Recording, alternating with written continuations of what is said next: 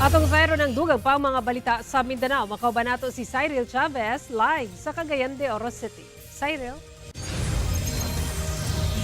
Salamat, Sara. Nangandam na ang Samal Island LGU sa gipaabot nga panahon sa ting-ulan karong gideklara na sa pag-asa ang habagat season. Ani ang report ni John D. Esteban. Maski pakusgan sa Barangay Villarica sa Babac District, Samal Island, Davao del Norte ang paghinlo sa barangay labi na sa mga kanal aron dili mo bara ang mga basura nga moresulta sa pagbaha. Mao kini ang gihimong pagpangandam sa barangay. Sa Tinguan, Nanagyod mi regular nga clean up, weekly clean up diri sa barangay. Ilabi na gyud diri sa ato ang mga drainage, sa atong mga kanal.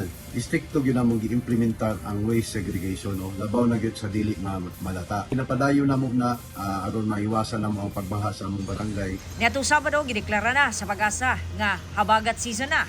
But pasabot magdala kini og paragsa hangtod sa kanunay nga pagulan ug mga pagpanalugdog labi na sa western part sa nasod.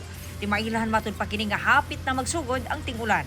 Kini usab ang panahon nga mumugna og kusog ug dagko nga mga balod. Busa ang lokal nga paggamahanan sa Samal nagpahibangno labi na sa mga nagpuyo daptin sa baybay nga mag-igmat. Lagi naman ito namang magsaka sa tubig.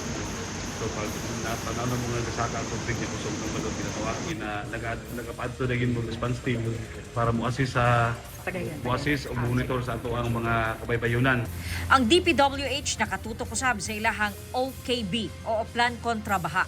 Din ilahang ipakusgan ang clearing o dredging operations. Hasta ang pagpalapad sa mga agianan sa tubig.